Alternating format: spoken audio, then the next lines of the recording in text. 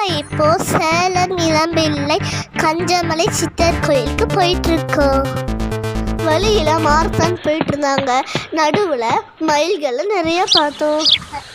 நாங்கள் சித்தர் கோயிலுக்கு வந்துட்டோம். இதுதான் சித்தர் கோயிலோட முதல் என்ட்ரன்ஸ். நாங்கள் அமாவாசைக்கு போனதுனால நிறைய கூட்டம் இருந்துச்சு. அங்கே சில கடைகள் இருந்துச்சு. அங்கே வாளி வச்சுருந்தாங்க. அந்த வாளியோட பில்ல 10 ரூபா வாடகை. அதை வாங்கி குளிச்சுட்டு ரிட்டர்ன் பண்ணிடணும். நாங்களும் ஒரு வாளியை வாங்கிட்டு கிணத்துல குளிக்க போனோம். நாங்களும் கிணத்துல குளிச்சுட்டு சித்தரை பார்க்க லைனில் நின்றுட்டு இருந்தோம். காளிங்கநாதர் ஐயாவும் திருமூலரும் இளமையை தரக்கூடிய மூலிகையை தேடி கஞ்சமலைக்கு வந்தாங்க. திருமூலர் ஐயா காளிங்கநாதரை சமைக்க சொல்லிட்டு மூலிகையை தேடி காட்டுக்கு போகிறாங்க.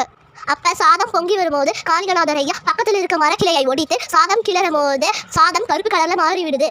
அந்த சாதத்தை பார்த்து பயந்து காளிங்கநாதர் ஐயா விஷமாக இருக்கும்போது அந்த சாதத்தை சாப்பிட்றாரு.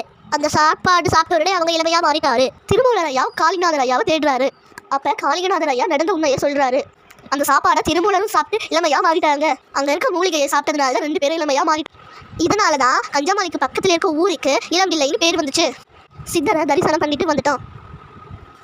இங்கே காந்த தீர்த்த குளம் இருக்குது. பக்கத்தில் உப்பு வெல்லம் மிளகு ஒரு பாக்கெட் 10 ரூபான்னு வச்சுருக்காங்க.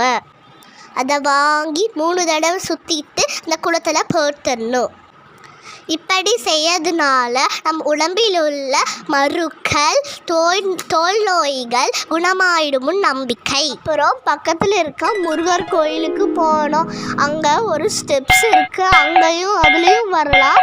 அங்கே ஒரு மலை பாதையும் இருக்குது. அதுலேயும் வரலாம். அப்புறம் நாங்கள் சாமி கும்பிட்டு வந்துட்டோம். வீடியோ பிடிச்சிருந்தா லைக் பண்ணுங்கள், சப்ஸ்கிரைப் பண்ணுங்கள். தேங்க்யூ.